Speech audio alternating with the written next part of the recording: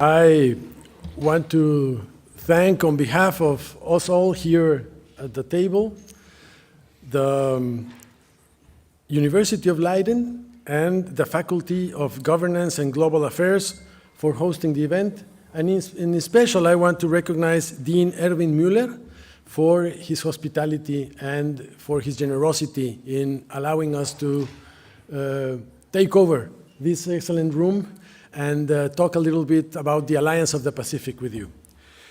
I also personally want to thank my colleagues from Chile, Colombia, Peru, Ecuador, and Singapore for accepting to participate in this event, and as well to the director of the Western Hemisphere Department in the Ministry of Foreign Affairs of the Netherlands. And let me tell you that for us, this is a first and a last.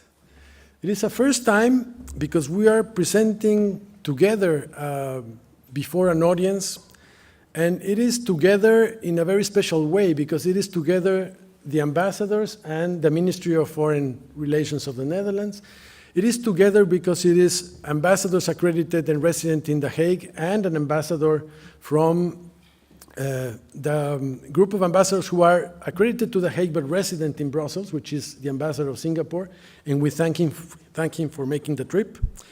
And it is also a last because we regrettably have this as the last official event of Ambassador Hernán Salinas, who is the Ambassador of Chile and is finishing his term of mission in the Netherlands. So thank you for making room with this very tight schedule, Hernán, and all the best in the near future for you.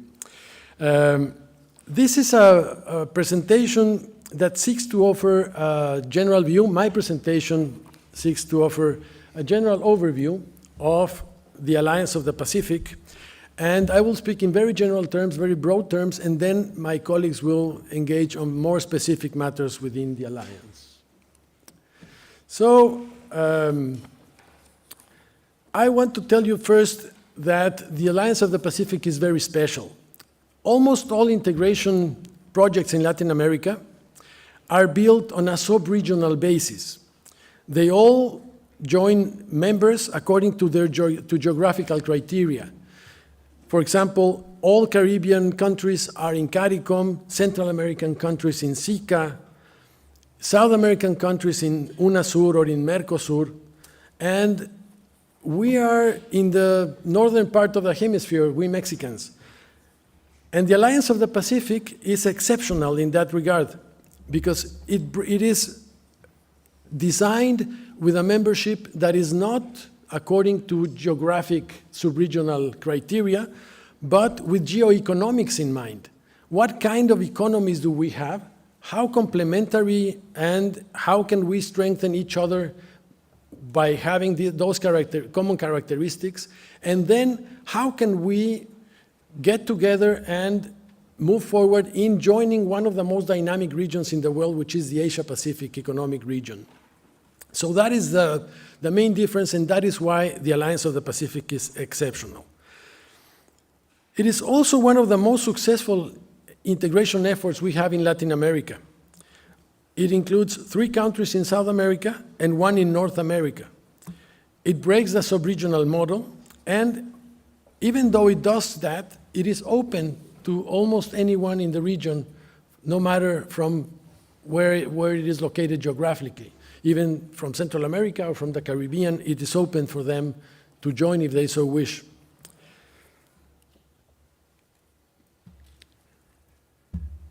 The Alliance of the Pacific is a cross-regional, open, pragmatic, and innovative integration mechanism. And it seeks deep integration going beyond mere commercial or trade aspects. It has a very ambitious goal. It is engaged in which I call bi-directional integration. It has a north-south axis integration within Latin America and an east-west axis of integration and engagement with the Caribbean in Asia. In the Latin American axis, it has 4 pillars: free movements of people, goods and services, capitals, and also a chapter on cooperation. Its connection to the Asia-Pacific wants to increase the appeal and the projection of the region to increase trade and to attract foreign direct investment, technology, and since the Asia-Pacific region is the region in the world that, since 20 years ago, is the most dynamic and the one that grows the most in the world. It has a very broad agenda and several working areas that are able to be seen in its structure, which is basically the previous. Doesn't matter. It is very significant also that, as, in a very different way from other regions, it has no bureaucracy. We don't have a secretariat like in SICA or in CARICOM. We work on a pro tempore secretariat basis, and we switch the secretariat from one country to the other every 6 months. And everything is approved by consensus. And since we are like-minded, consensus has been very much achievable. And also, we can tell that there is a strong political will in all the member countries before we are able to move forward by consensus. And consensus in today's world is something that we should value very much. One self-criticism is that we have advanced much more in the axis of integration within Latin America than in our real connection with Asia-Pacific. We are moving much faster within Latin America than we are doing so with Asia-Pacific. But as the membership of Singapore as associate state shows, we are also showing significant advances in that regard. Now, when we look at the Alliance of the Pacific and the world, we find that there is a very strong interest from many countries in the world on the alliance. We have 61 observer states. So 61 countries are closely watching how we move forward and how we integrate. We have 6 or 7 countries wishing to be associate states, just as Singapore. And we are welcoming very soon Ecuador as a new member state. And then the new achievements and progress will allow us to strengthen the alliance in the Latin American integration axis and also to attract more interest and cooperation around the world. Which ones are the most important achievements of the Alliance of the Pacific? We have achieved a lot in a very short time. First, as a result of that very strong political will I was mentioning, we had a very strong momentum initially for integration. For example, we fulfilled a full free trade agreement among the 4 member countries in only 2 years. We started with 92% of our exports free of tariffs among ourselves, and right now we are at 98%. We have suppressed the requisite of visas for tourists and business travel. And as a result of that, tourism has increased 1.5 times from the level before we suppressed the visas. We established academic mobility, and we have had 3,000 students moving from one country to the other to fulfill their studies in different areas. And something that is very little known and probably will surprise you, the Alliance of the Pacific in March 5, 2012, held the first online virtual meeting of any heads of state in the world. The presidents of the 4 member countries communicated through a Cisco screen, and they worked like if they were present in a meeting room, while they were, in fact, each of them in their own countries. 2 other final comments that are also very important achievements. We have established cooperation mechanisms, so if a national of ours needs consular protection anywhere in the world, any of the other 3 countries can provide that consular protection for that person. And the other signal of integration is that we have established several common embassies or single roof embassies. For example, we have them in Algeria, Vietnam, Azerbaijan, Ghana, Hungary, Ireland, Morocco, and Singapore itself. So with that, I will hand the clicker and the floor to Ambassador Hernán Salinas from Chile.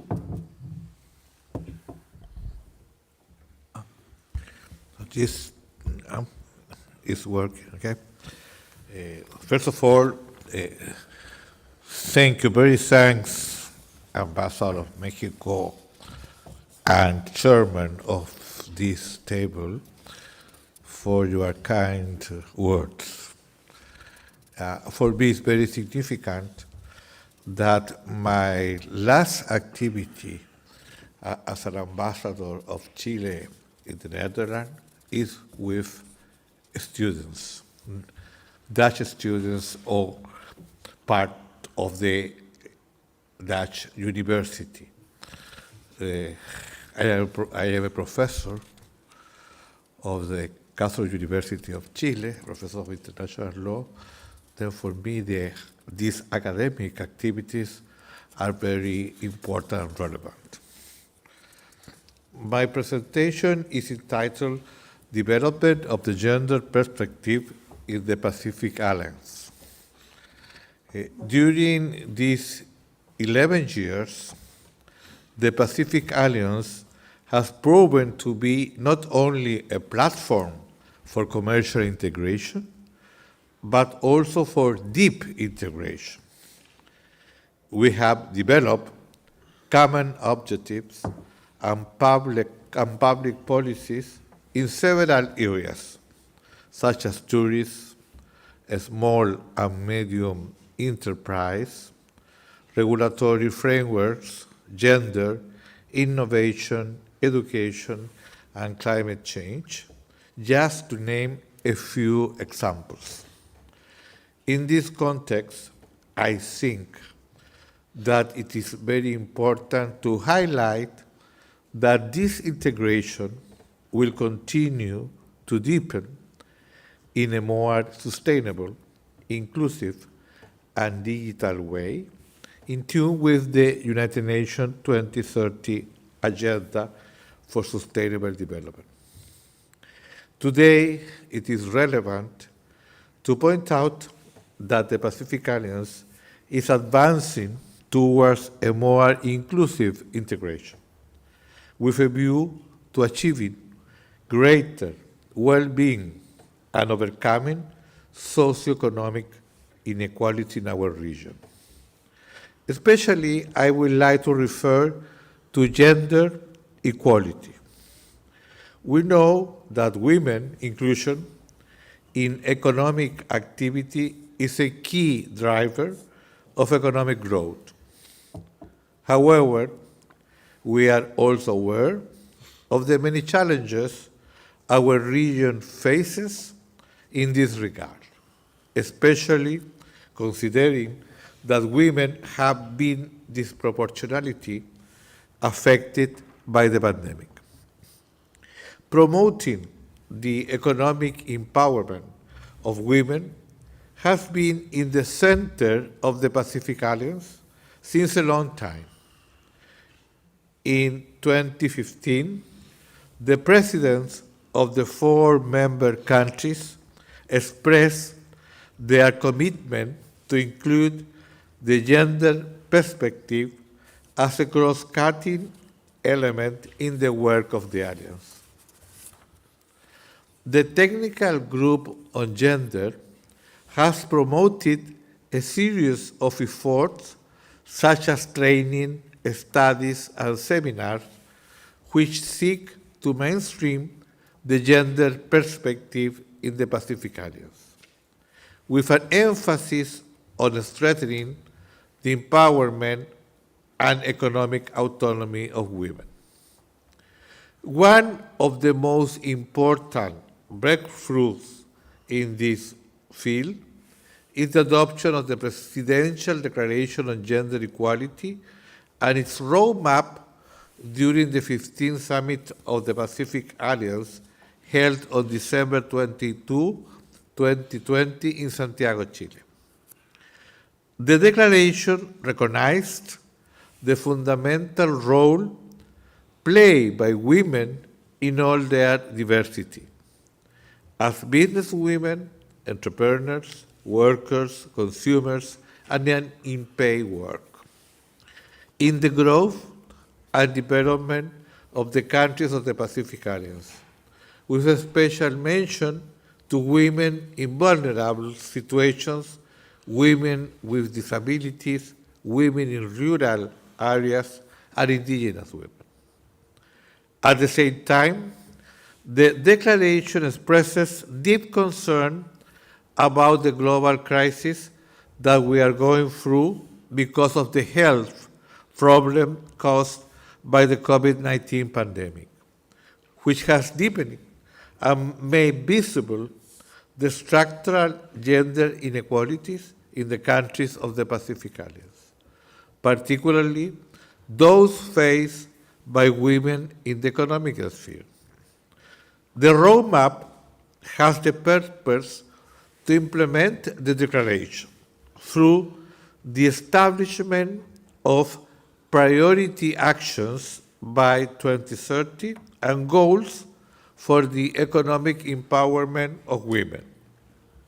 The priority areas contemplated are the following: eliminating the barriers that limit the autonomy and economic empowerment of women, promoting labor participation and entrepreneurship of women, promoting women's access to leadership and decision-making positions in the economic, political, and social spheres, reducing the digital gender gap, and also promoting the production, analysis, and dissemination of data with a gender perspective. During the year 2021, the Technical Group on Gender of the Pacific Alliance performed a great effort to develop an implementation plan for the roadmap through and huge work to mainstream the gender approach in all the technical groups, committees, and subcommittees of the Alliance. This work has not been minor, considering that it's essential to generate a new culture that incorporates the gender approach, breaking with the preconceived idea that many of the works carried out in the various instances of the Alliance are gender neutral. Thus, thanks to the work of the Technical Group on Gender, various workshops and trainings were held with the aim of facilitating the horizontal mainstreaming of the gender perspective in the daily work of the technical groups and other Pacific Alliance instances. Thanks to this work, today we have an implementation plan for the Gender Equality Roadmap that incorporated more than 40 specific actions in the different priority areas, in which our full government works in a comprehensive and coordinated manner. In this way, the integration of women in the economy, and especially in international trade, is one of the priorities of the Pacific Alliance, becoming an appropriate integration mechanism to work together on this great common challenge. In summary, I would say that the Pacific Alliance is a very dynamic and pragmatic initiative that has been constantly adapting in a very pragmatic way to different challenges that emerge in our region. Those challenges require now a more inclusive Pacific Alliance, and we are working hard to deliver. Thank you. Thank you, Ambassador Salinas. Now it is the turn of Ambassador Grillo from Colombia. Fernando, you have the floor. Thank you. Thank you very much. Good afternoon, Ambassador of Mexico and colleagues, and Yvette, it's a pleasure being with you here. My name is Fernando Grillo. I am the Ambassador of Colombia to the Kingdom of the Netherlands, and it's a great pleasure, as the Ambassador Salinas said, being with students in this university. Today, I will be presenting briefly an overview of the trade aspects of the Pacific Alliance. Although I'm not an expert on the matter, the idea is to present some key elements that we have observed of the free trade within the alliance as one of the main pillars of these mechanisms. I would like to begin by showing some general data that you can observe in the slide that will help us to understand what the Pacific Alliance market really represents. The Pacific Alliance is the world's 8th biggest economy. It represents a market of more than 230 million people. It also represents 43% of the GDP of Latin America and the Caribbean, and 41% of the foreign investment flows of these regions. And it hosts around 56 million tourists a year. Okay, next one.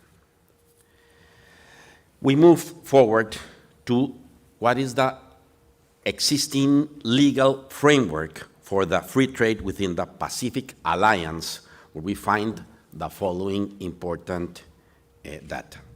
In first place, I can say that we have the Alliance General Agreement signed in 2012. As mentioned in this slide, this agreement contains relevant provisions in order to offer all the means for the development, growth, and especially the diversification of trade between the members, and as a goal of the liberalization of the market. Later, in 2014, an additional protocol was adopted, and this protocol creates a free trade zone within the member states. It also contains an extended list of provisions on matters and specifically related with customs, access to markets, public hiring, and e-business. To complete its mandate, the Alliance has created a number of mechanisms and activities. I will briefly mention some concrete outcomes and achievements of these groups. The next one. There are a number of committees and working groups tasked to duties with the aim of developing the Alliance mandate and goals. The first one that I would like to underline is the Technical Group of Services and Capitals. The Technical Group of Services and Capitals works based on two pillars: position itself as an attractive destination for investment and trade in services, and increase investment flows and trade in services among its members in the rest of the world. One of the main achievements, if I can say so, of this group is the adoption in 2016 of an operative framework aiming to the recognition of professional licenses between the members of the Alliance.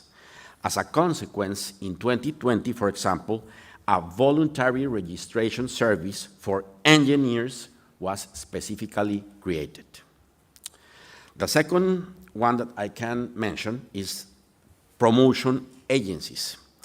The Pacific Alliance promotion agencies are responsible for promoting exports, attracting foreign direct investment, promoting the internalization of national companies and promoting the arrival of tourists to the member countries of the bloc.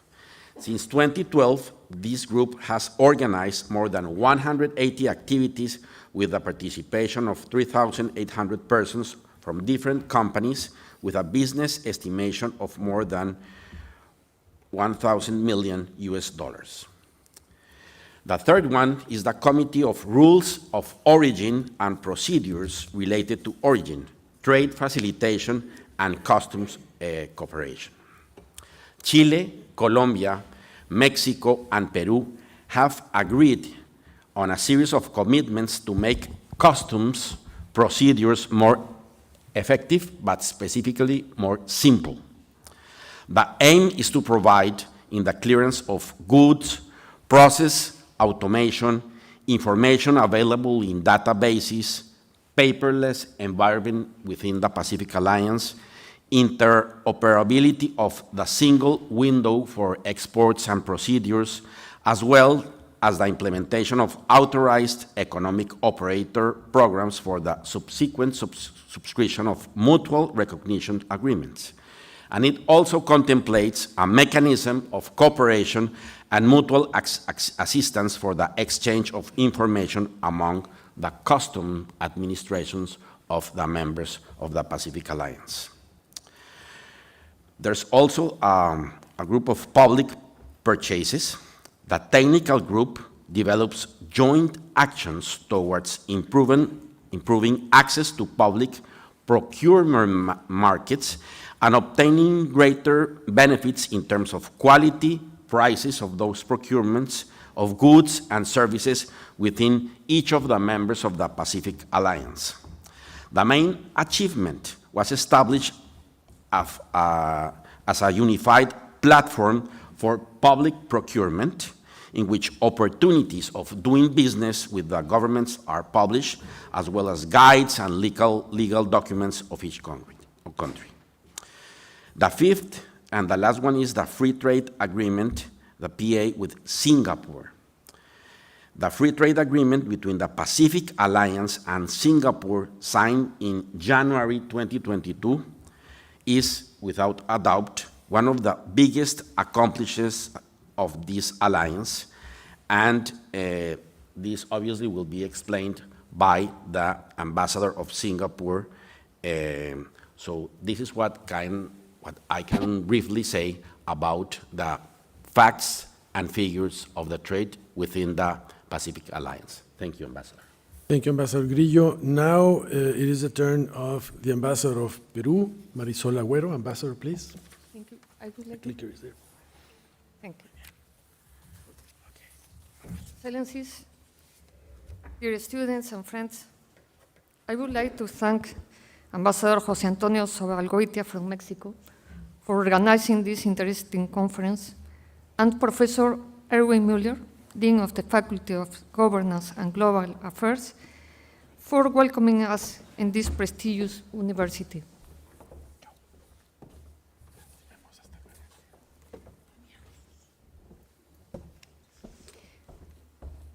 By way of introduction to the technical group on fishing and aquaculture, I would like to show you some images.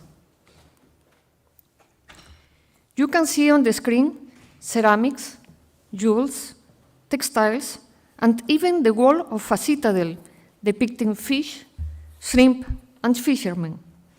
Although these images correspond to ancient cultures in Peru between years 200 and 700, they in some way illustrate the importance that fishing activity has always had for the countries of the Alliance, since all of them are coastal states.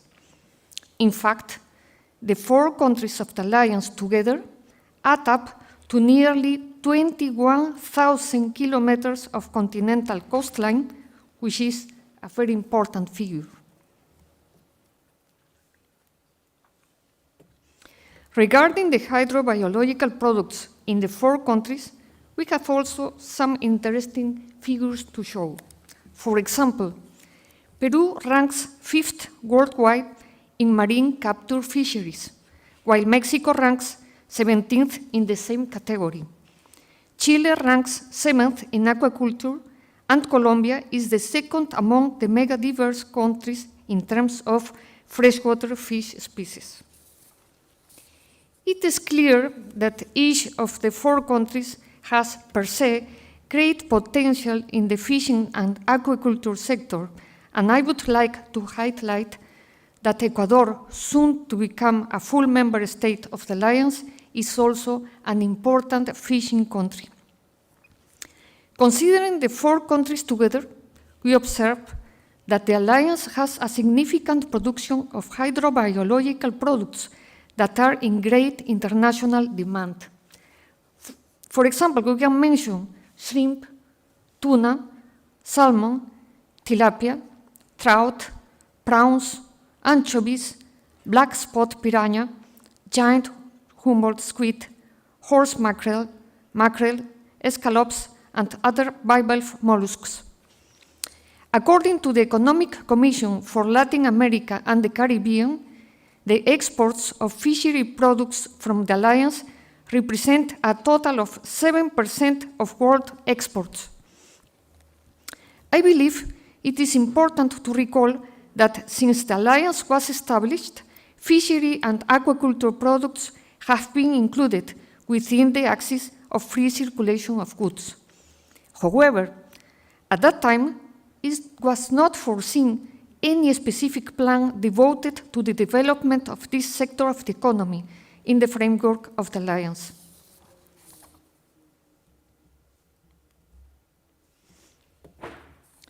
It was in 2016 that, given the importance of the fishing and aquaculture sector for our countries, they decided to establish the Fishing and Aquaculture Group through a presidential declaration signed at the 11th Pacific Alliance Summit.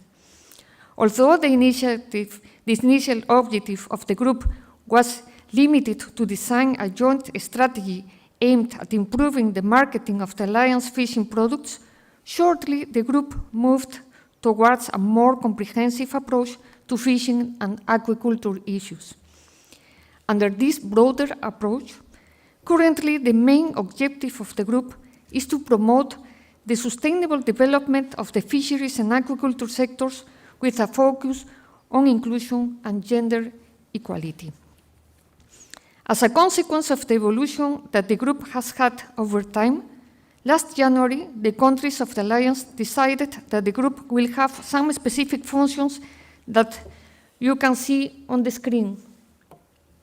And they are related to aquaculture, circular economy, research, and human consumption of fishery and aquaculture products.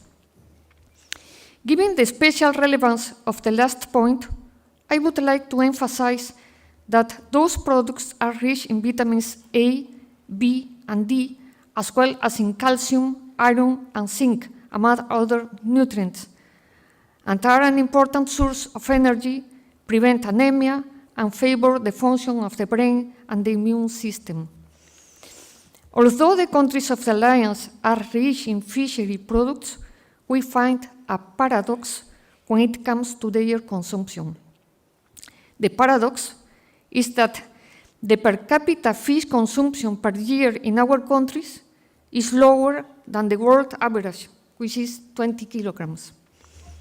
We can see that Peru has a consumption of 16.5 kilograms per person per year, Mexico 13.5, Chile 13, and Colombia 7.8, while there are other countries that consume as much as 50 or more kilograms per person per year. Now, does anybody know what's the average in the Netherlands?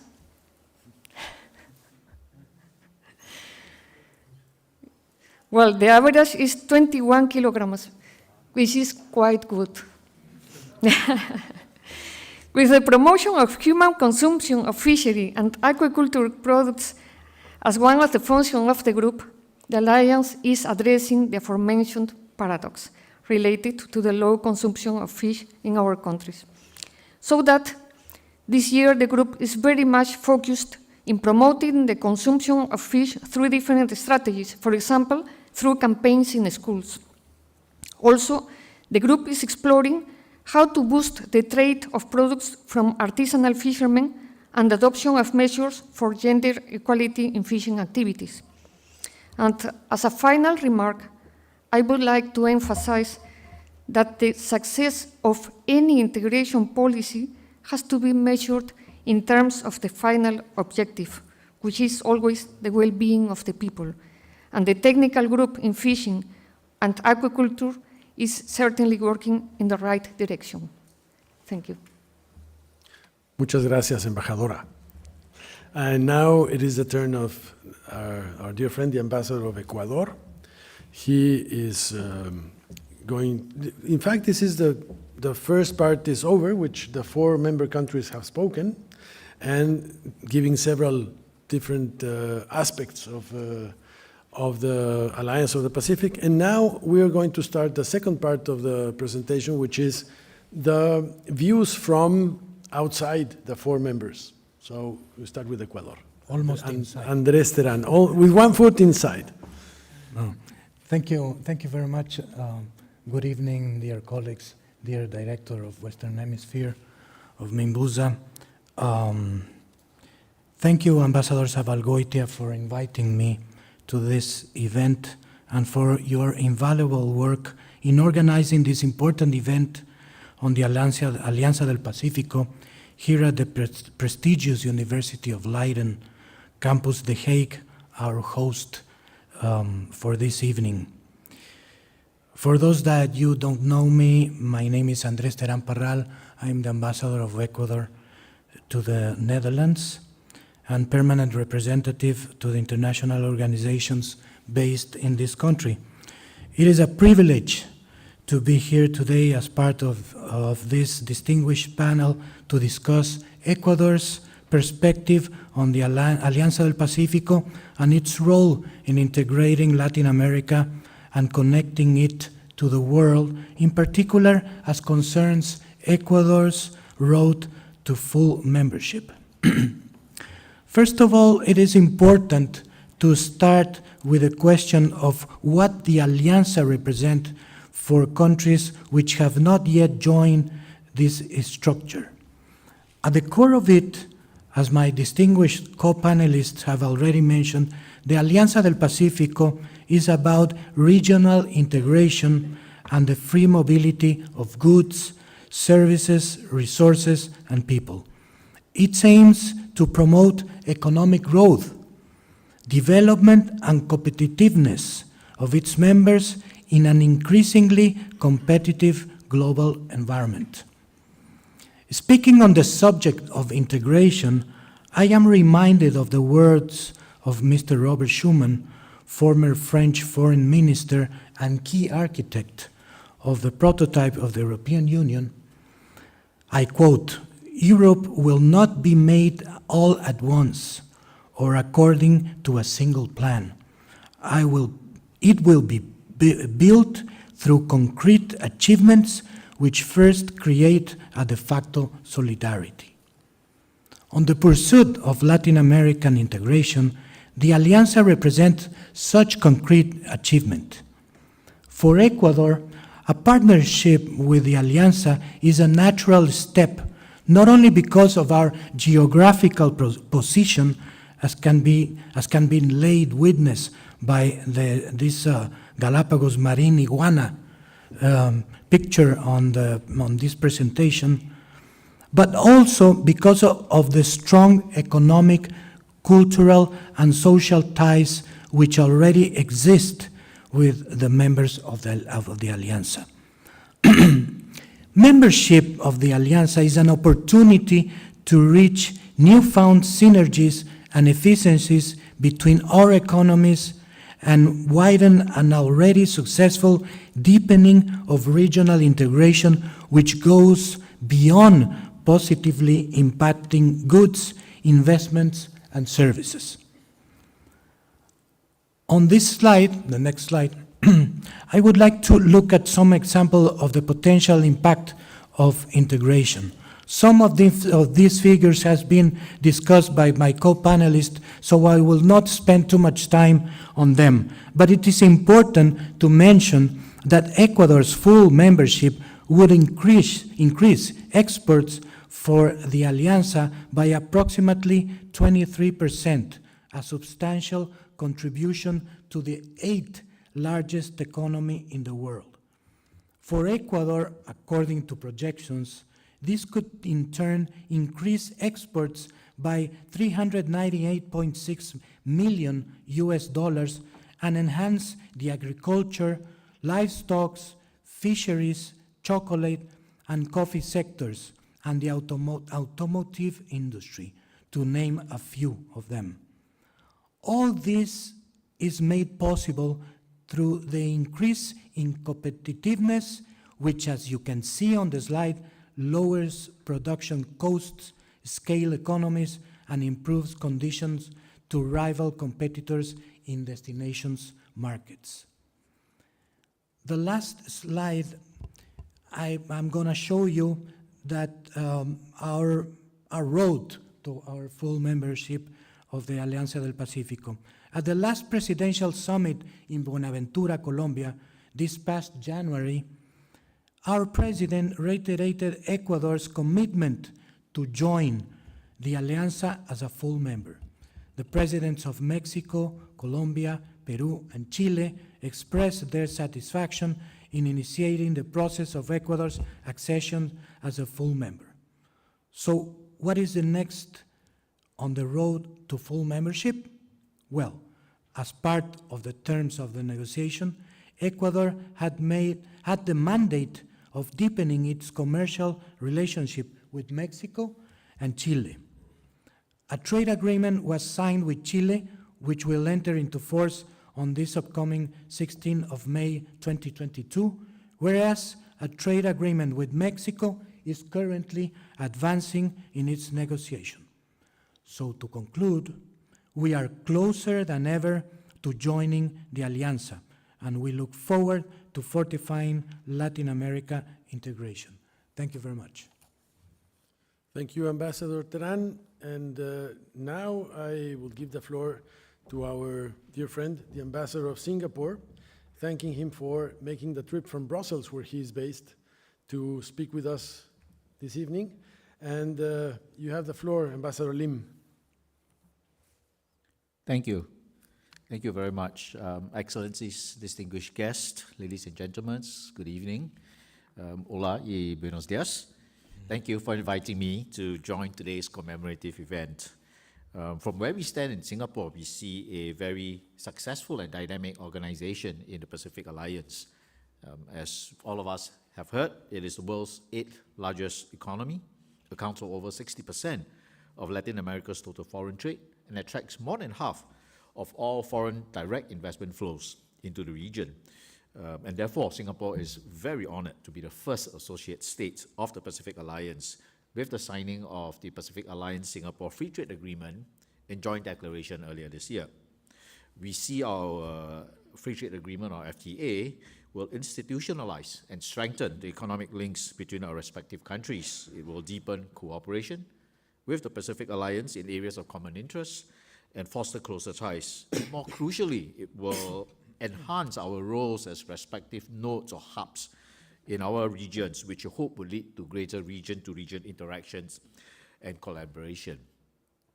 Now, at this point, some of you may wonder about how a small island city-state in Southeast Asia becomes an associate state of an economic bloc halfway across the world. Indeed, most people think of Latin America and Southeast Asia as two regions separated not only by vast physical distances, but also by language and cultural differences. Yet, our regions are connected far more connected than many people imagine. Trade and commercial links between Latin America and Asia were established as early as in the 16th century. European traders established the Magellan Route, which initiated connections between the South American continent and Asia, and that trade route brought chocolates, sweet potatoes, chili peppers, and papayas from Latin America to Asia. and in the other direction introduce things like porcelain, fabrics, spices, and silk from Asia to the Americas. And in fact, earlier on in the last century, in 1998, we've already had a regional forum between Asia and Latin America, known as a Forum of East Asia Latin America Cooperation, or FELAC for short, which was also another initiative of Singapore because we saw the potential of these two regions for each other. So today, the Pacific Alliance is an important economic partner to Singapore. Singapore's trade and investment with the Pacific Alliance accounts for 1/3 of our total trade and investment with Latin America and the Caribbean. There are more than 100 Singapore companies operating in the Pacific Alliance. Likewise, Singapore is home to a number of companies from Pacific Alliance countries operating in Singapore and through Singapore in Southeast Asia and Asia. In between us, we have a very strong trade architecture in the form of free trade agreements, double taxation agreements, air services agreements, and the economic outlook for our regions, I'm glad to report, is turning positive amidst all the global challenges. The Pacific Alliance has strong supply chains to Latin America and the US, and in turn, Singapore has strong supply chains to Southeast Asia and the Asia Pacific, and therefore the potential is enormous to grow our goods and services, attract more companies into each other's markets, and build more robust trade architecture between us to enable greater business and people ties.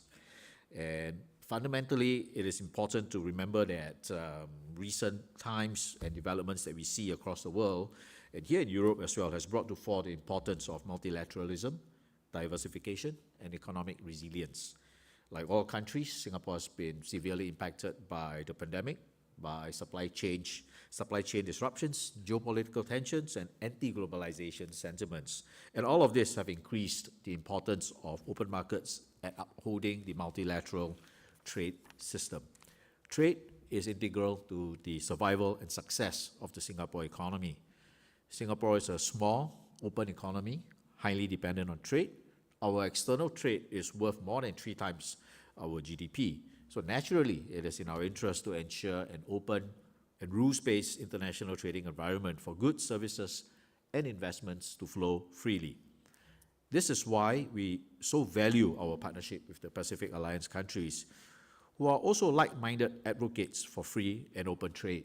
And here I would echo the sentiments and the views of Ambassador Terán from Ecuador, and for the reasons in which his country has similarly applied to join as a full membership of the Pacific Alliance. We are in complete agreement.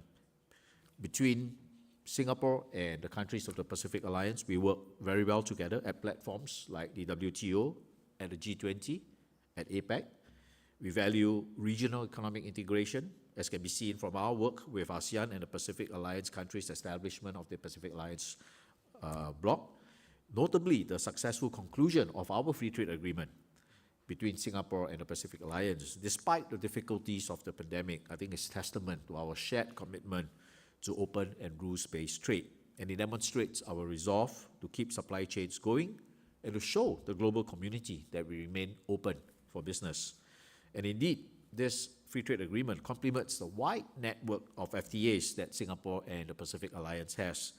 This would enable more trade, investment, and our companies would be able to enjoy better market access to our respective markets by reducing their export costs, allowing their goods and services to be priced more competitively. The FTA that we have will also provide opportunities for our companies to access each other's government procurement projects. In particular for us, the FTA opens a new market access to Colombia because Singapore does not have a separate bilateral free trade agreement with Colombia. So with this FTA, we will have greater transparency in rules and regulations, as well as enhanced institutional linkages amongst authorities to allow for easier resolution of trade and investment matters, for instance, in customs and in trade facilitation, trade in investments, technical barriers to trade, sanitary and phytosanitary measures, amongst many others. Notably for us, this is also the first FTA that we have signed that has a dedicated maritime services chapter for training, cooperation, and sharing of best practices in this sector. And this is important for us because Singapore is a major port and maritime services nation, and it reinforces the importance of maritime logistics and connectivity for supply chains. And therefore, we look forward to the timely ratification of our free trade agreement so that businesses can benefit from the agreement sooner rather than later. Now, maybe just a few points on where we look forward to the future before I conclude. As the first associate member of the Pacific Alliance, we are very keen to maintain the momentum of our engagement. Our national coordinators are now working on a work plan to develop concrete areas of cooperation. This will comprise specific initiatives focusing on 4 main pillars, which are the first on digital economy, technology and innovation, second on green energy and sustainability, third, connectivity, logistics and trade facilitation, and fourth, people and business links, including education and capacity building. The aim for all of us is to ensure a holistic and sustained relationship that goes beyond the FTA to areas that are becoming increasingly important, particularly on the green and digital economies. We are hopeful that this collaboration will pave the way for future concrete and tangible initiatives under this work plan. And we look forward very much to finalizing this joint work plan with our Pacific Alliance partners to ensure progress on these common objectives with target milestones and timelines to be achieved. And our hope is for this work plan to be endorsed by our vice ministers and reported to our ministers and leaders at the Pacific Alliance Summit that Mexico will host in January next year. So let me end on this note, and thank you again for inviting me to join the discussion today, and I look forward to the exchange that we'll have later on. Thank you. Well, thank you very much for your words, and thank you very much for joining us tonight. Now it is my pleasure to give the floor to Yvette van Eechoud, who is the Director of the Western Hemisphere Department at the Ministry of Foreign Affairs. Yvette, please. Muchas gracias. Thank you very much, and also you for staying with us, because I realize I'm the last man or woman actually between you and your dinner. And I think like the Peruvian ambassador already served the seafood menu here. I was like, oh, wow, that sounded really good. Anyway, but thank you very much, Ambassador, for inviting me here among friends, of course, being the observer country. So I'm actually the furthest away, institutionally speaking, but of course very close to Latin America, because not all Dutch, and certainly not all the audience here, realizes that the Kingdom of the Netherlands is a Caribbean nation as well. We are 30 kilometers away from a Latin American neighbor, being Venezuela. So that is also why for us it's very important to be part and parcel of the Latin American and Caribbean initiatives. And we would like to congratulate you on the 11th anniversary today, exactly today. This is why you organized it today on the 28th of April, 11 years of the Pacific Alliance. And we've been an observer country from 2013 on. Like I said, we have 3 countries in the Caribbean and 3 special municipalities in the Caribbean, and that's also why we carry, or share at least, a history, a future, and present responsibilities in the region. So the Netherlands, and I think we are very much like Singapore in terms of a trade hub, and very much invested in international trade and international legal order. We've always been a catalyst of international cooperation. Of course, we're one of the founding members of the European Union, and the Ambassador of Ecuador already mentioned Minister Schuman from France, who is the spiritual father of the European Union. An extremely important initiative that has kept, until this year, our continent in peace. And economic integration does that. It actually creates a shared prosperity and shared peace. And of course, we're all very sad to see war returning to our continent. And I think has made us acutely aware of the interests and of the importance of an international rules-based order. This is the essence of the European Union. This is how we work together. And it's also of the essence for the Pacific Alliance to make sure that we all endorse and strengthen this international legal order. So within the European Union, of course, I recognized a lot, and I thought, wow, you're only 11 years old as a regional bloc. We are, as European Union, already 70 years down the line of integration, 27 member states. As you know, we lost one of them, and there's many waiting to join. But what we are really trying to do, and it's never perfect, and it's never done, it's never finished, to take one step at a time. We've created institutions, we've created our own treaties, our own legal order, and a level playing field. And that's extremely important also for the Pacific Alliance, to have a level playing field. And that's why all these technical working groups are doing extremely important work. And that's what we do in Brussels. And the ambassador of Singapore to Brussels will note this, because you're also the ambassador to the European Union. And it's, I commend you and admire you for having all these portfolios, because it's a very complex undertaking to be ambassador to the European Union and try to understand what the European Union is trying to achieve. So we have shared values, we have shared values in democracy, human rights, the rules-based international order, and we need to defend those. And we're very grateful for our Latin American partners that also stand up for the multilateral legal order. But turning to our shared continent in the Western Hemisphere, we see the challenges. We see the climate challenge, of course, which also for our kingdom is quite present. But we also see the devastating effects of the COVID crisis hitting especially on the most vulnerable groups, and like the Ambassador of Chile just said, particularly women. We applaud that you are working also on the social equality, social inclusion, and these are for economic integration of great importance, to have everybody feel that they benefit from economic integration, not just the big companies, but everybody, the citizens and the small entrepreneurs in the countries as well, because that also makes them supportive of this adventure. So we share, I think, like the Ambassador of Singapore just said, the challenges on sustainable development, climate, of course, but also digital.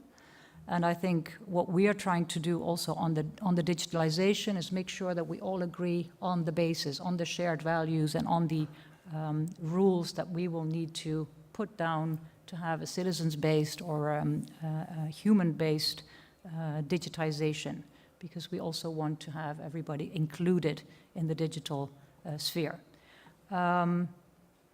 We are working together with all your countries separately, not as a bloc, but as the Netherlands. We're working together on green hydrogen, on a circular economy.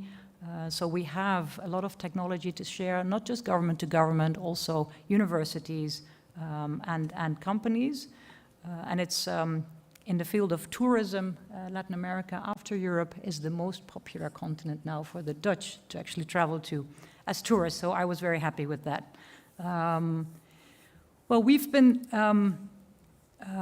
working together, the European Union, I must say, and the Pacific Alliance on some really important issues, like I just said, digitization and climate.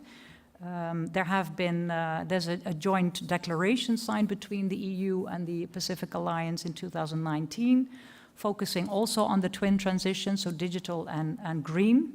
And of course, economic recovery after COVID-19. And I think the programs like Euroclima, all kinds of European programs that we work together, that's also a basis and a platform for our cooperation to share knowledge and to share experiences. I think the let's say the parallel between the European Union and the Pacific Alliance is striking, and I think we have a lot of lessons already to learn from the Pacific Alliance, although you're much younger. And I think that's a good debate, actually, on what your lessons till now have been, because we are, of course, burdened with a legacy of 70 years, and we might have wanted to do some things differently. You're talking about we have no bureaucracy, we have a huge bureaucracy. which is also the reason why in Brussels we have so many diplomats trying to find out how this huge bureaucracy works. It's not easy to become an economic bloc, especially not when there's a lot of countries joining your bloc. And also, economy never stands alone from politics, especially in the field of geoeconomics. So in the end, you will have to integrate from a political perspective as well. And there, the good thing is that we all share the same values, democracy and rules-based international order. So I'm very much looking forward as an observer country to continue this debate and the cooperation, and maybe have a debate with very hungry students. And thank you for the invitation, and all the best for the future of the Pacific Alliance. Thank you very much.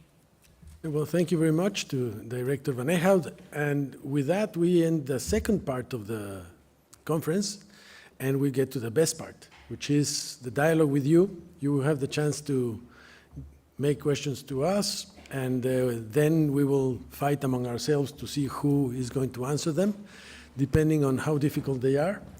And the other thing that I must mention is that I must also excuse Ambassador Salinas and Ambassador Grillo. They had previous commitments and had to leave early.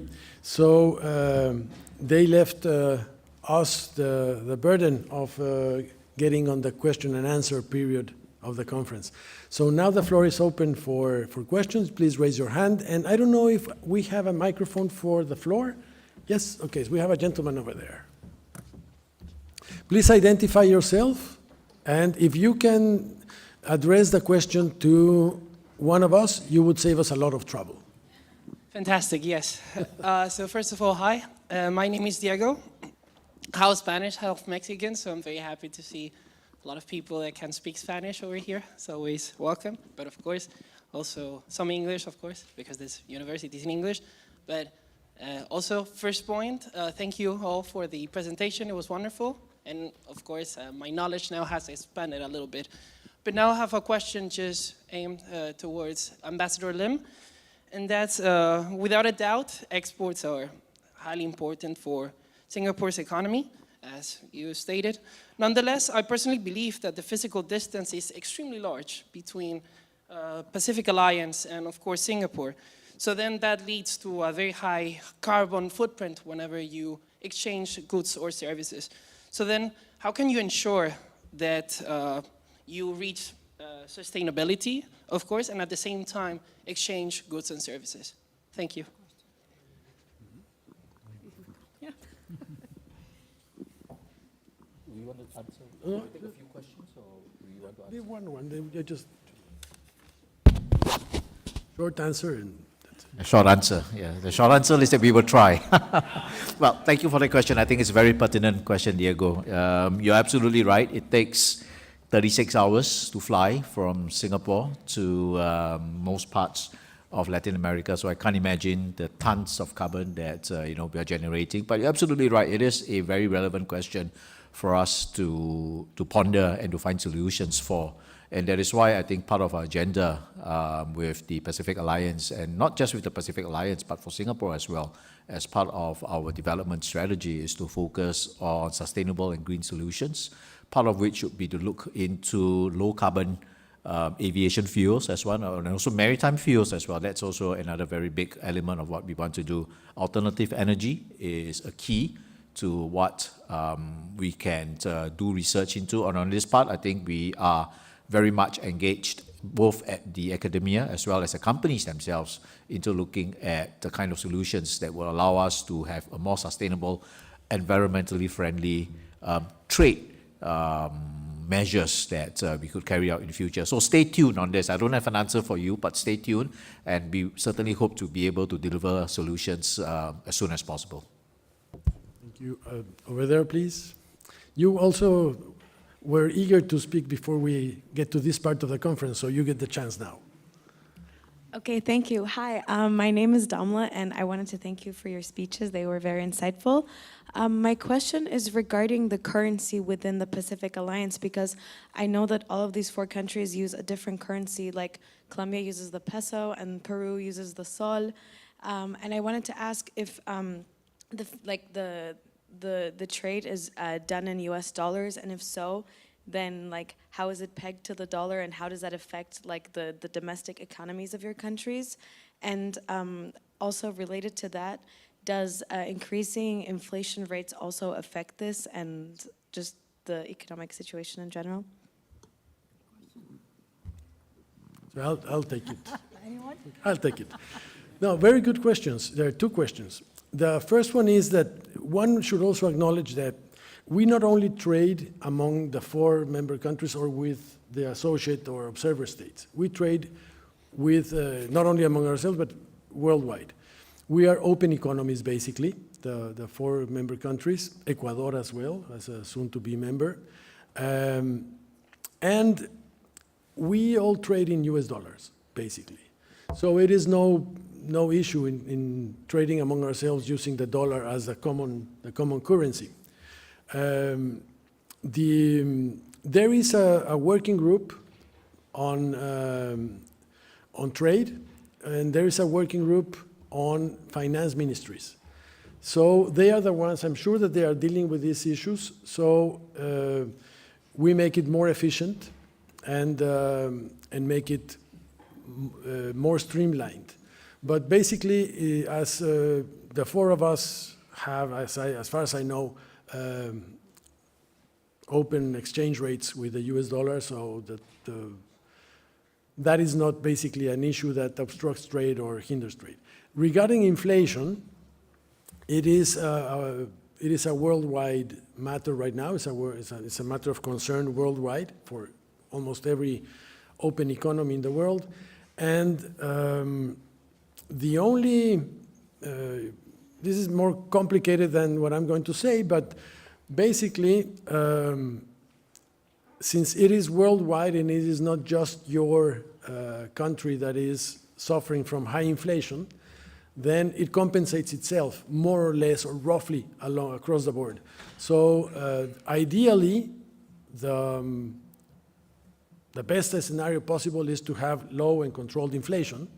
But since we are in a stage or in a cycle of high inflation worldwide, it basically or roughly compensates throughout all the trading partners.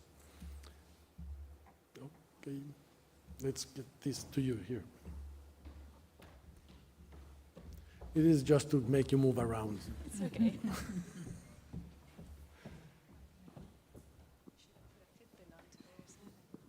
Hi, thank you very much for your words today. I actually have a lot of questions, but I'm going to just pick one. My name is Elizabeth. I'm from Ecuador. It's very nice to see that Ecuador is joining the Alliance. Since we are at a university and it's all about education, I know that one of the topics that the Alliance does address is education. Could you address a little bit what it is maybe covering in terms of education, perhaps? One of you who may be more aware with it.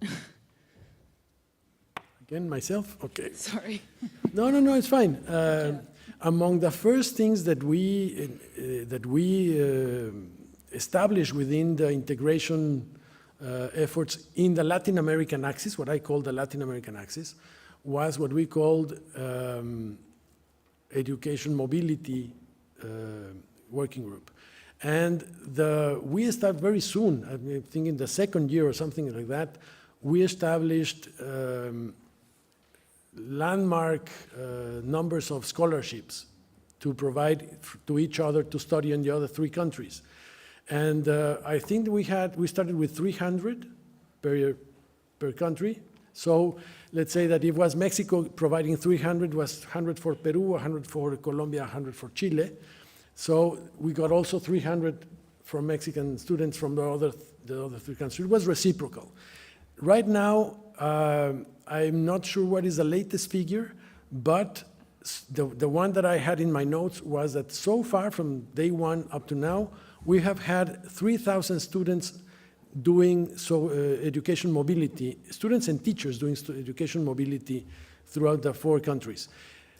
One very important component was teachers mobilities. We had also a program of exchanging teachers to teach in the other 3 countries. So it is one of the pillars of integration, and I think we have achieved quite some significant results in that regard. Let's see, one row behind. In your same row? Okay, good.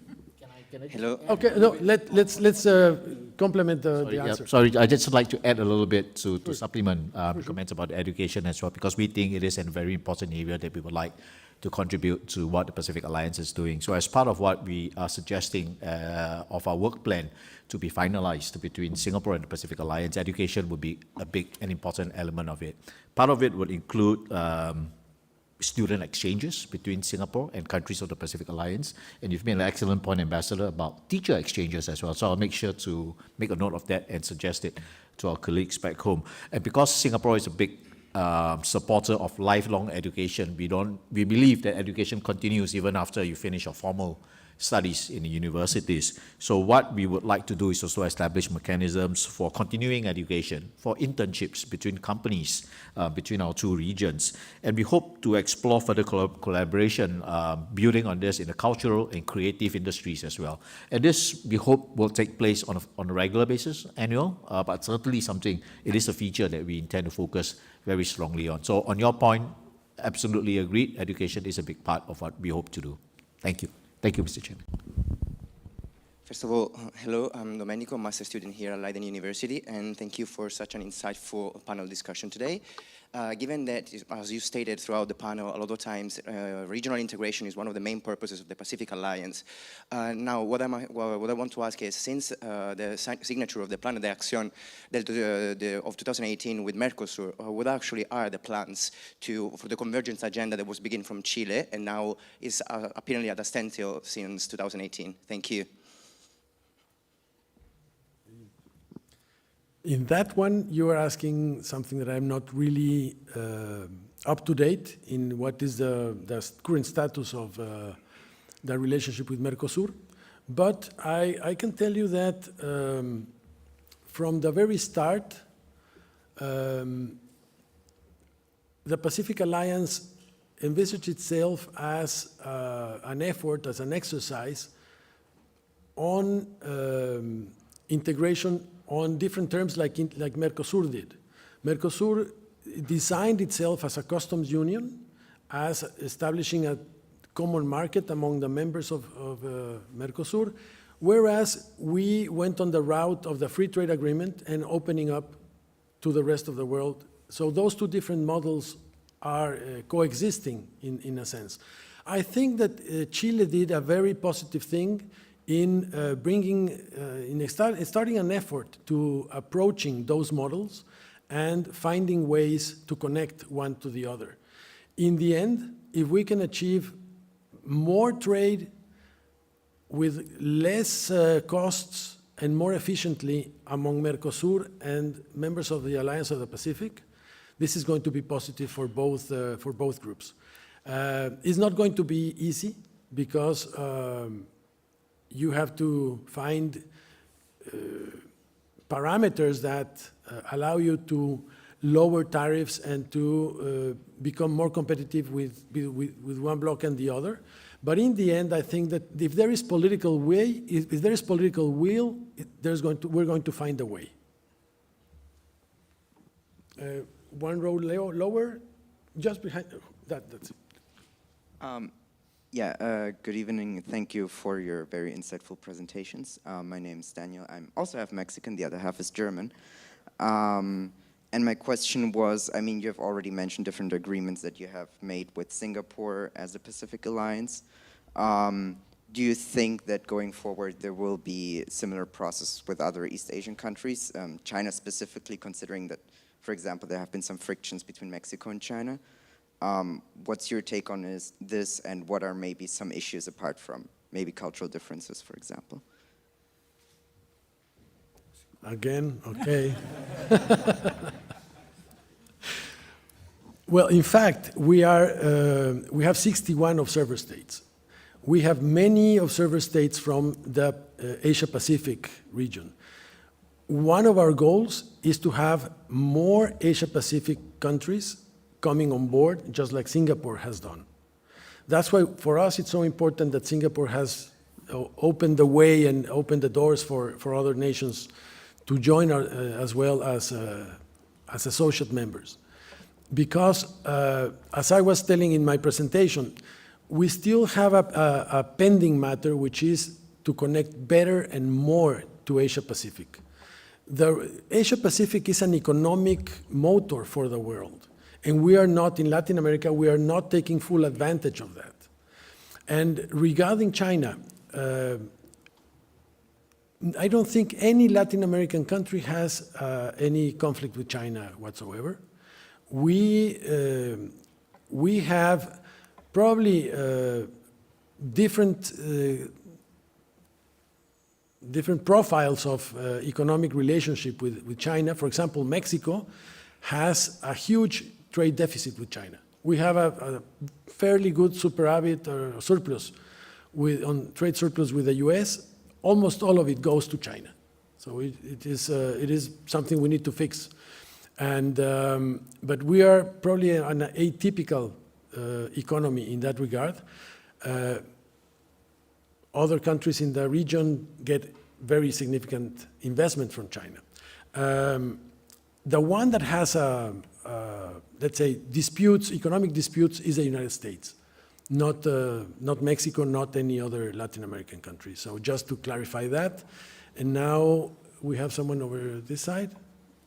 Let's move this side and then go back to the other part of the room.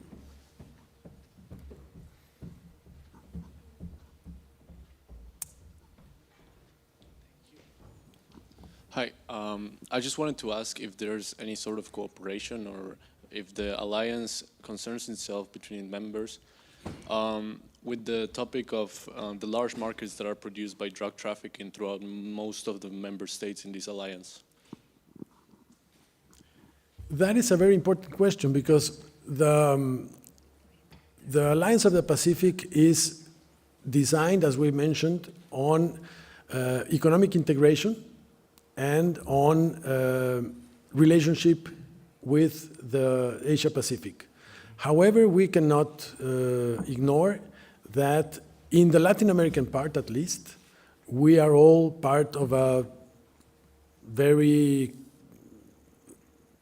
well-known route of illegal drugs flows and illegal flow of money and arms from our countries to the United States and from the United States to our countries.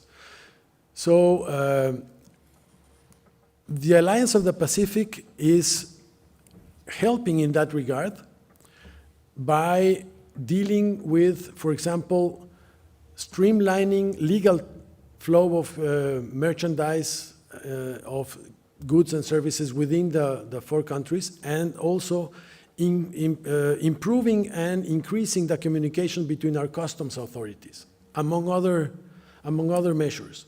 So in the end, we are better off in even dealing with illegal trade, like trade in drugs, arms, and money laundering or flow of cash in the region, by having the Alliance of the Pacific and by having these communication mechanisms within the alliance between customs and finance ministries than if we did not have them. So I think that it is positive in that sense. Coming back to the other side, this gentleman with the black jacket has been waiting for a little bit in the center, please.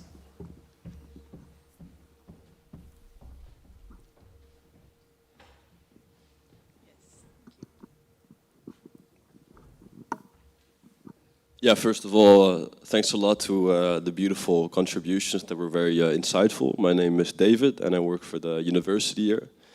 For the last few years, I've done research into regional integration in Latin America as well.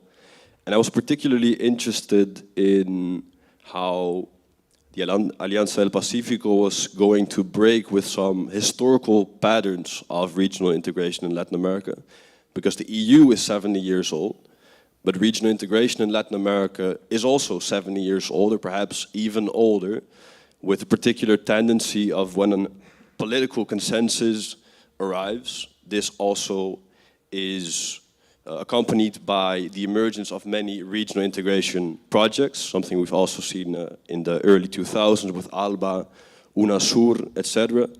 And we see that as soon as these political climates or cultural climates change, we often see these regional integration projects disband as well.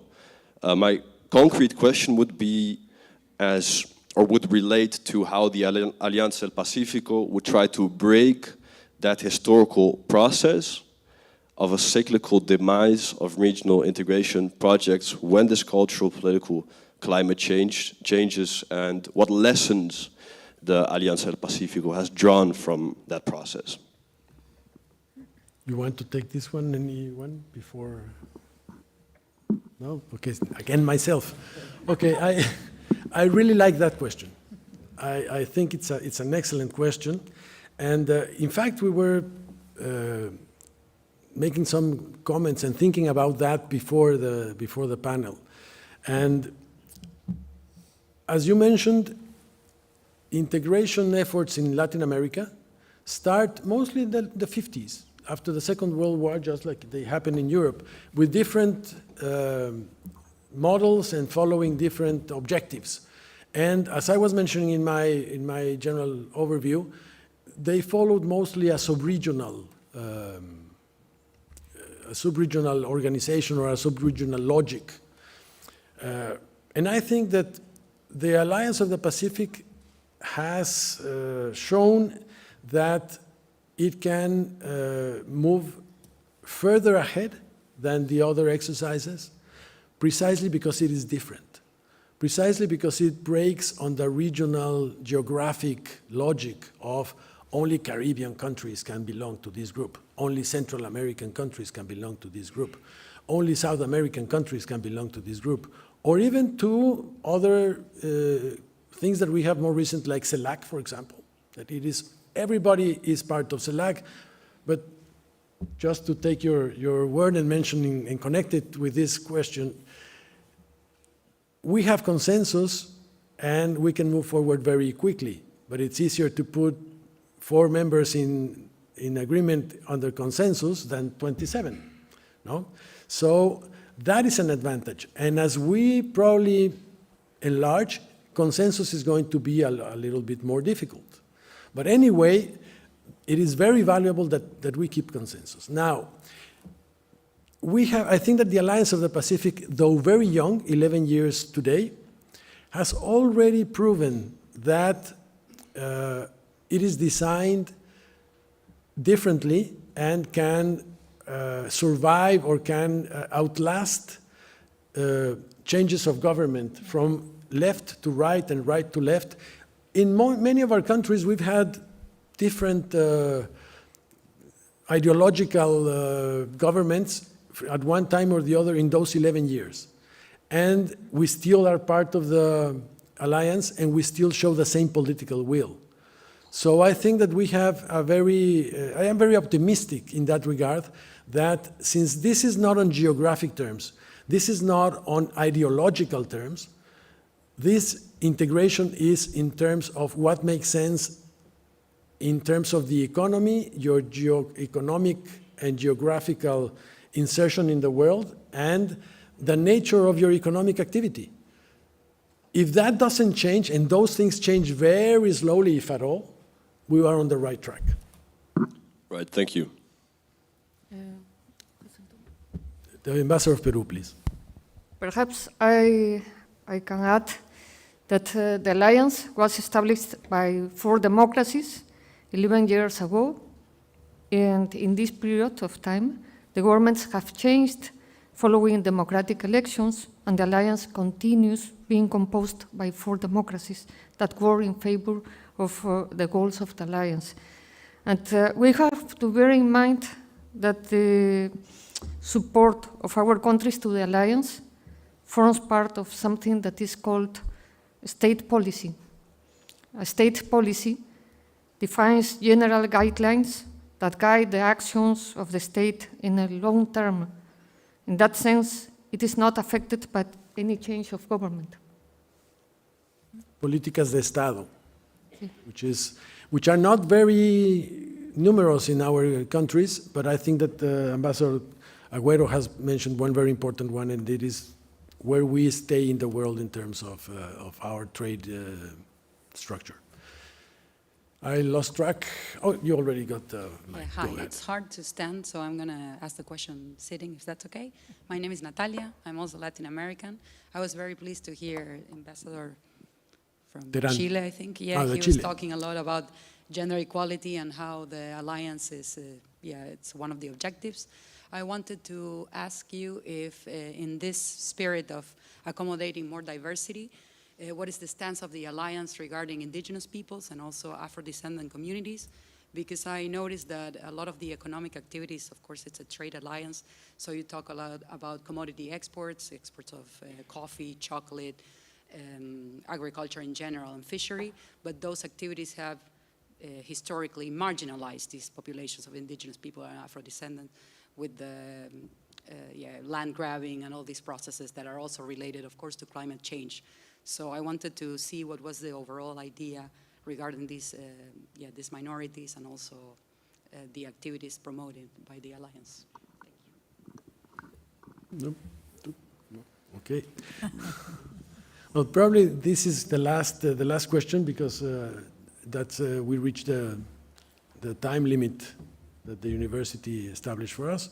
So I think that it is also very pertinent that we get this matter brought up, because it is a matter of, on the one hand, moving forward, like the Ambassador of Singapore was pointing in his presentation, to 21st century global issues such as circular, also Director Van Eechoud mentioned, circular economy, environmental protection, climate change, sound, sustainable economic production and measurements and that sort of thing. And at the same time,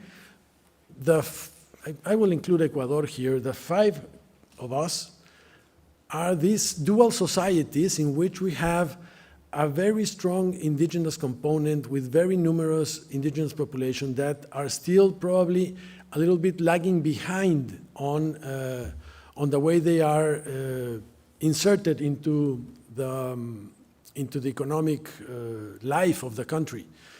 And every country, each and every one of our countries has its own policies that on the one hand try to raise the living standards of our indigenous population, and also because sadly in most of our countries those indigenous populations are part of the population that at large lives in poverty.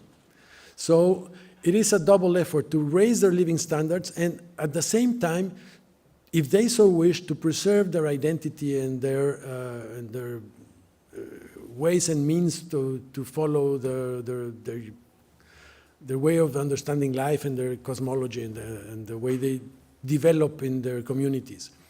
So it is a hard task, but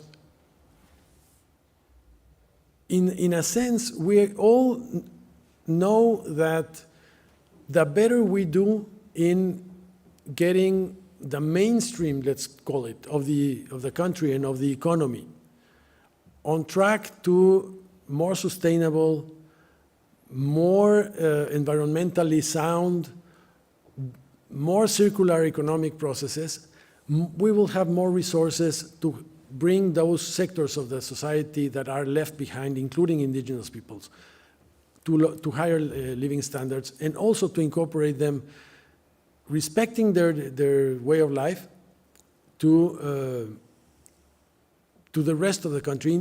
I will add up one of the great challenges for Mexico, at least, is that we have an economy that is growing extremely well from the center part of the country north because of the insertion on the North American market.